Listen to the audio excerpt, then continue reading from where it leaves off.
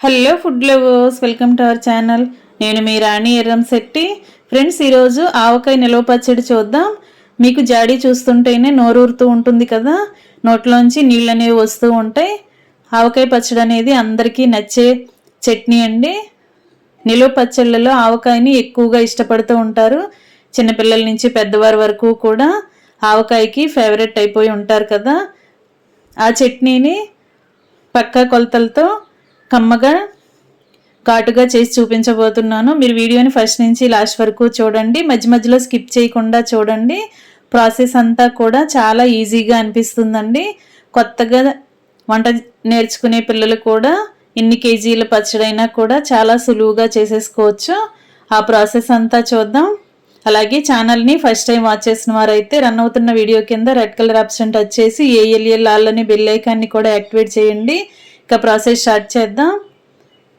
ఇలా 2 డజన్ల మామిడికాయలతో నేను పచ్చడి అనేది చేయబోతున్నానండి. వాటిని ఇలా పైన తొడిమె దగ్గర కొంచెం వరకు కూడా కట్ చేసుకుని ఎక్కువగా వాటర్ పోసుకుని కాయల్ని బాగా చేత్తో ప్రెస్ చేస్తూ కడుక్కోవాలండి. దానిపైన ఉన్న చిగురంతా కూడా పోవాలి. అంత నీట్గా క్లీన్గా కడుక్కున్న తర్వాత ఫ్యాన్ దగ్గర ఆరబెట్టుకోండి. ఫ్యాన్ కింద ఒక అరగంట ఆరబెట్టినట్లయితే కాయలు అనేవి తేమ అనేది లేకుండా శుభ్రంగా పొడి పొడిలాడుతూ వస్తాయి. తర్వాత ఇలా కాటన్ క్లాత్తో శుభ్రంగా తుడుచుకోండి. ప్రతి కాయ కూడా ఇలా నీట్గా మొత్తం కూడా తుడుచుకుని పక్కన పెట్టుకోండి. ఇలా చేసుకున్నట్లయితే పచ్చడి అనేది ఎక్కువ రోజులు నిల్వ ఉంటుందండి, ఫ్రెష్గా ఉంటుంది. ఆవకాయకి చిన్న రసాలు అని కాయలు ఉంటాయండి, వాటిని తీసుకుని చట్నీ అనేది చేయబోతున్నాను. చిన్న రసం కాయలు అయితే చాలా పుల్లగా ఉండి పచ్చడికి టేస్ట్ అనేది చాలా బాగుంటుంది. ఇదే విధంగా మిగిలిన కాయలన్నీ కూడా పొడిగా ఉన్న క్లాత్తో, కాటన్ క్లాత్తో తుడుచుకుని పక్కన పెట్టుకోండి. ఇలా మొత్తం కూడా కాయంతా ఆరిన తర్వాత కత్తిపీటతో నేను చూపించే విధంగా కట్ చేసుకోండి. ఇలా కాయకి మధ్యలో కట్ చేసుకున్నట్లయితే దాని లోపల జీడ అనేది ఉంటుందండి, ఈ విధంగా కనిపిస్తుంది. దానిని ఇలా చాకుతో తీసేసుకోండి.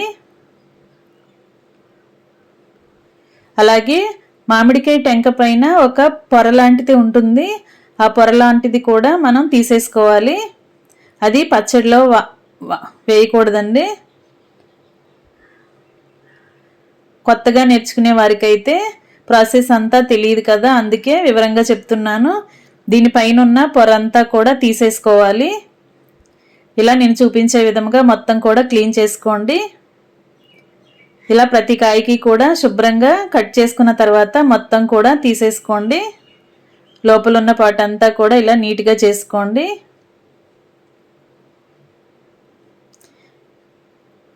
ఇప్పుడు ఒక క్లాత్తో లోపలంతా కూడా ఇలా తుడుచుకోండి.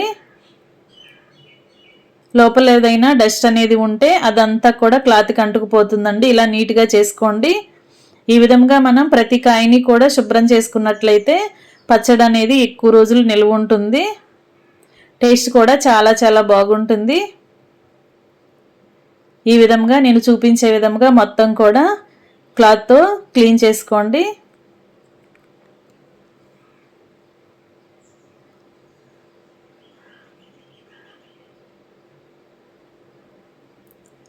మొత్తం కూడా ఇలా క్లీన్ చేసుకున్న తర్వాత ముక్కల్ని కట్ చేసుకుందాం.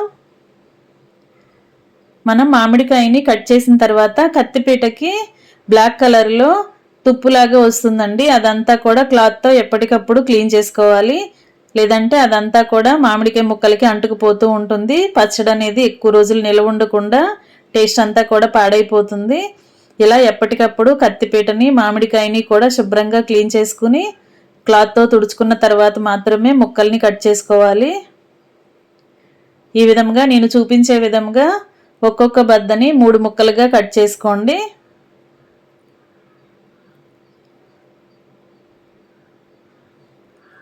మరి పెద్ద ముక్కలుగా కాకుండా, మరి చిన్న చిన్నగా కాకుండా మీడియంగా ఇలా నేను చూపించే విధంగా ఈ సైజులో ముక్కల్ని కట్ చేసుకుంటే సరిపోతుంది.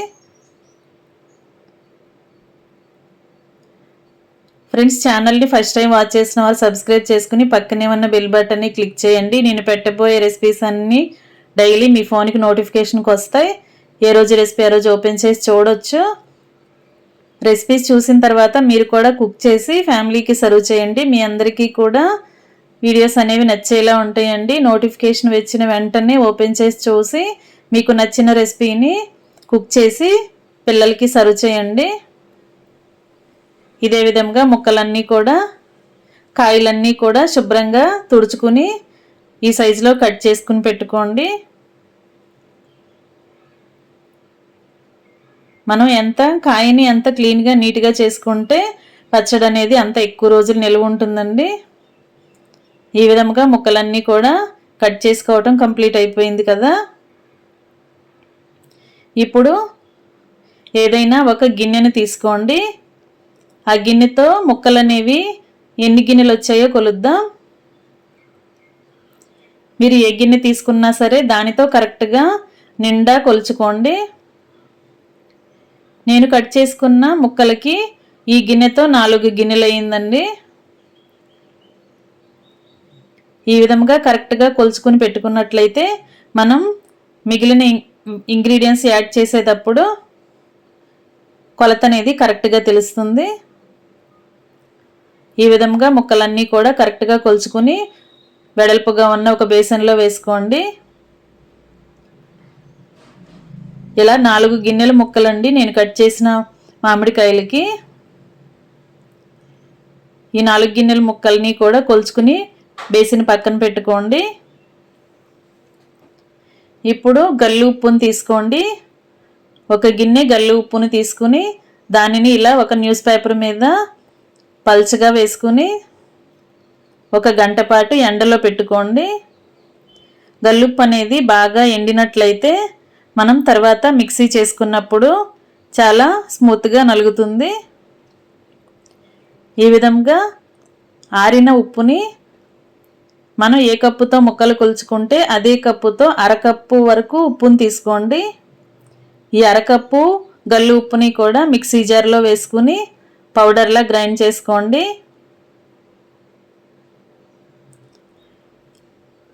బరకగా లేకుండా మెత్తగా గ్రైండ్ చేసుకున్నట్లయితే మనం పచ్చట్లో వాడినప్పుడు త్వరగా కలిసిపోతుందండి. గల్లుప్పునే వాడండి కానీ సాల్ట్ని మాత్రం అస్సలు వాడొద్దు. ప్యాకెట్ సాల్ట్ని అస్సలు వాడొద్దు.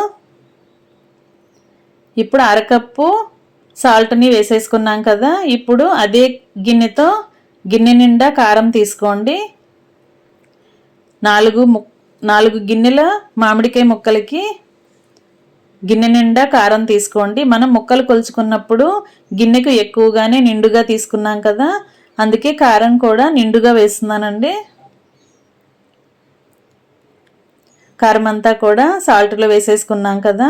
ఇప్పుడు ముక్కలు కొలుచుకున్న గిన్నెతోనే ఆవు పిండి తీసుకోండి. దీనిని 3/4 గిన్నె వరకు వేసుకోండి. 3 వంతులు ఆవపిండి వేసుకోండి. 1/4 గిన్నె మెంతుపిండి వేసుకోండి. మనకి గ్రామ్ వైజ్గా చెప్పాలి అంటే ఆవపిండి అనేది 300 గ్రాములు పట్టిందండి. మెంతుపిండి అనేది 100 గ్రాములు పట్టింది.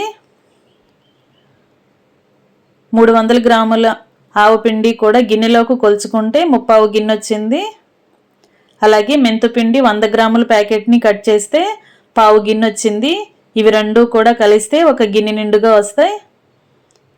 ఇలా వేసేసుకున్నాం కదా. మనం వేసిన పొడి ఇంగ్రీడియంట్స్ అన్నీ కూడా ఒకసారి గరిటెతో బాగా కలుపుకోండి. సాల్టు, కారము, ఆవపిండి, మెంతుపిండి అండి. సాల్ట్ అక్కడక్కడ ఉండలుగా కనిపిస్తుంది. అలాంటి దాన్ని మొత్తాన్ని కూడా గరిటెతో బాగా కలిపేసుకోండి. ఇప్పుడు కొలుచుకొని గిన్నెని పక్కన పెట్టుకున్న తర్వాత ఆయిల్ ప్యాకెట్ చూద్దాం. నేను పల్లి నూనెతో చట్నీ అనేది కలుపుబోతున్నానండి. వేరుశనగ నూనెతో మీరు నువ్వుల నూనె అయినా కూడా కలుపుకోవచ్చు, లేదంటే వేరుశనగ నూనె అయినా వాడుకోవచ్చు. ఈ కేజీ ప్యాకెట్ని కట్ చేసుకుని 1 అర కేజీ వరకు గిన్నెలో పోసుకోండి. దీనిలో 1 టేబుల్ స్పూన్ పసుపు వేసుకోండి. ఈ పసుపు అంతా కూడా ఆయిల్లో బాగా కలుపుకోండి.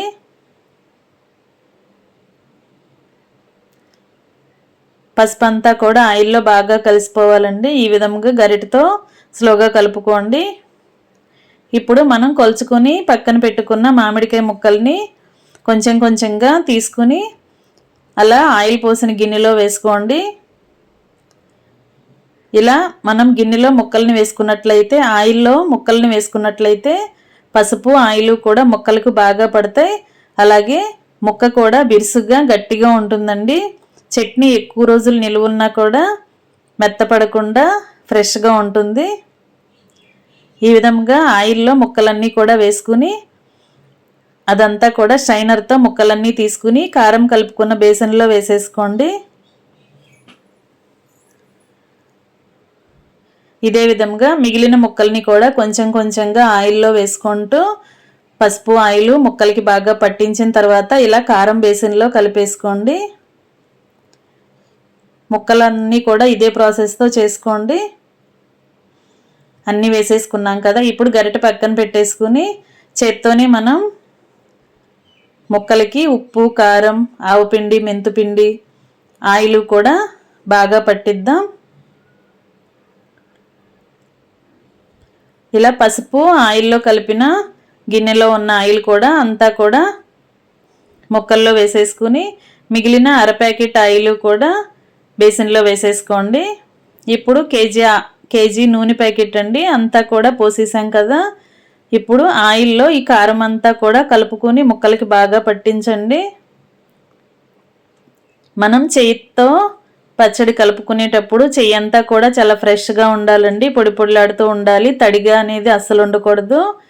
ఎక్కడైనా తడి తగిలింది అంటే బేసిన్ కానీ, చేతులు కానీ, గరిటెలు కానీ అన్నీ కూడా ఎక్కడైనా తేమ అనేది ఉంటే చట్నీ ఎక్కువ రోజులు నిలువ ఉండదు.